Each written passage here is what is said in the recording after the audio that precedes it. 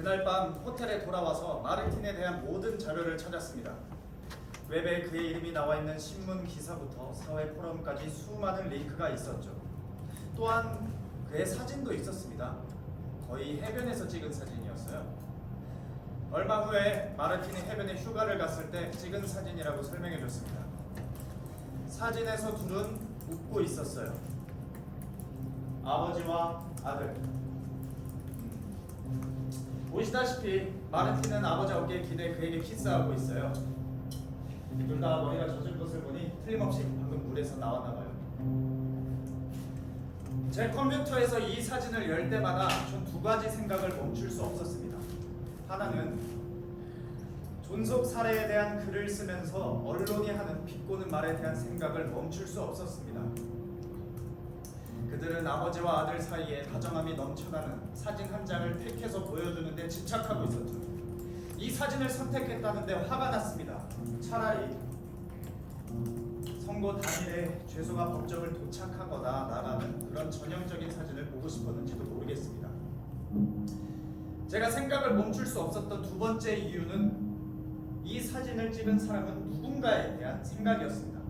물론 제 머릿속에는 어머니의 모습이 맴돌았습니다. 마르틴과 여러 차례 이 사진에 대해 얘기를 했었을 때 그때마다 저는 이 사진을 누가 찍었는지 물어보려고 했어요. 하지만 왠지는 모르겠는데 한 번도 그럴 용기가 나지 않았습니다. 또 마르틴이 내게 그걸 말하는 걸 좋아하지 않을 거라 생각하기도 했고요. 그와 사진에 대해 얘기할 때마다 내게 했던 유일한 말은 아버지의 뜨거운 피부 위로 젖은 머리에서 떨어지는 물방울에 대한 기억이 아직도 남아있다는 거였어요. 뒤로 바다가 보이네요. 둘이 해변에서 찍은 거예요. 이때가 몇 살이죠? 누구요? 마르틴. 사진에서는 10살이에요. 아버지. 30살이에요. 20살 때 마르틴은 안 돼요. 그 사람은 이 사진을 기억할까요? 그럼요, 당연히요. 인상적이네요. 형제가 있나요? 아니요, 외아들이 돼요. 농구는 어때요? 아, 좋아지고 있죠. 매일 농구장에 가나요? 아침마다. 좋아요. 공연 때 농구를 할 계획이세요? 모르겠어요. 어쩌면요? 농구를 좋아하세요? 아니요, 농구에는 전혀 관심이 없어요. 사실 거의 몰라요. 최근에야 농구에 대해 관심을 가지기 시작했거든요. 지난번에 마르틴한테 농구에 대한 용어가 적힌 리스트를 만들어달라고 부탁했어요. 그러겠다고 해줬고요. 전에 작가님이 하신 인터뷰를 봤는데 아버지께서 젊었을 때 농구를 하셨다던데요. 네, 맞아요. 어쩌면 그래서 농구에 대한 걸 작품에 쓰려고 하시는 것 같아요. 아니요. 그거는 아니에요. 그거는 상관없는 일이에요. 그 인터뷰에서 내가 아버지에 대해 얘기를 한 거는 내가 작품 공간을 농구장에서 하겠다고 했을 때 나한테 농구에 대해 많은 걸 물어봤기 때문이에요. 그래서 어쩌다 보니 농구 선수였던 아버지에 대한 이야기가 많이 나왔어요. 하지만 그건 내가 농구장을 작품 공간으로 선택한 거하고는 아무 상관이 없어요. 실제로 우리가 교도소에서 항상 거기에서 만났기 때문이죠. 농구를 많이 하나 봐요. 하루 종일 해요. 그가 하는 유일한 일일 거예요. 잘하나요? 그럼요. 아주 잘해요. 저도 가는 거겠죠? 그죠? 어딜요? 그가 있는 교도소요. 아니요. 지금 둘이 서로 아는 건 좋은 생각이 아닌 것 같아요. 예, 그럴 수도 있겠네요. 마르틴은 아직 공연에 대해 완전히 이해하지 못해요. 배우가 하는 일이 정확히 뭔지 모르죠. 머릿속에서 모든 게 뒤섞였어요. 모방과 모사와 흉내내기에 대해서. 저도 때로는 모든 게 다 뒤섞여 버려요. 네, 하지만 그는 달라요. 실제로 보여주는 것과 연극으로 보여주는 것에 대해 차이를 이해하지 못해요. 자신을 알지도 못하면서 자신과 닮지도 않았고 어떻게 자신을 연기하는 게 가능한지 나한테 물었어요. 공연할 때 모방과 대상 사이의 거리에 대한 인식이 없어요? 그러니까 이해하는 게 항상 쉬운 것만은 아니네요. 그렇게 생각해요.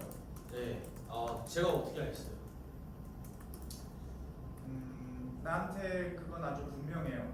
우리 작업에서 기본과도 같은 거죠. 그러니까 여기 일어나는 모든 것처럼 말이에요. 안 그래요? 거리를 둔다고요? 네.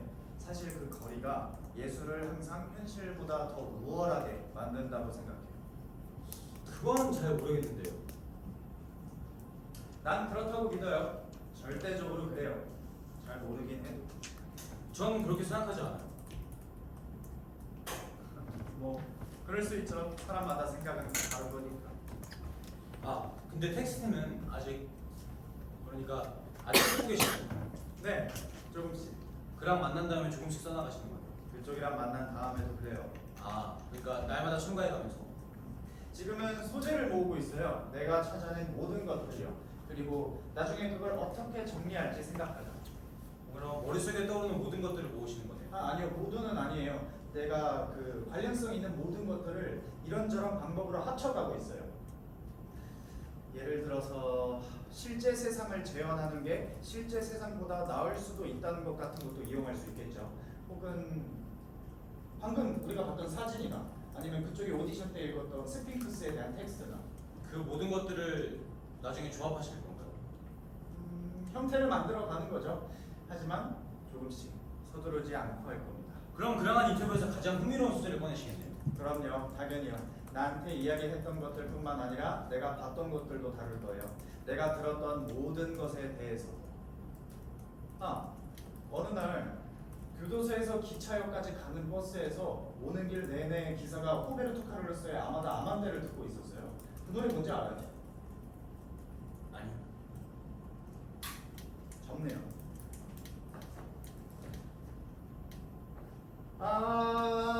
아마다 아만데. 야, 전혀 모르겠어요.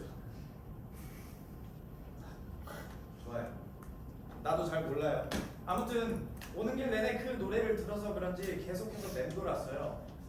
그래서 어느 장면에서 이걸 이용할 수도 있겠다 생각했죠.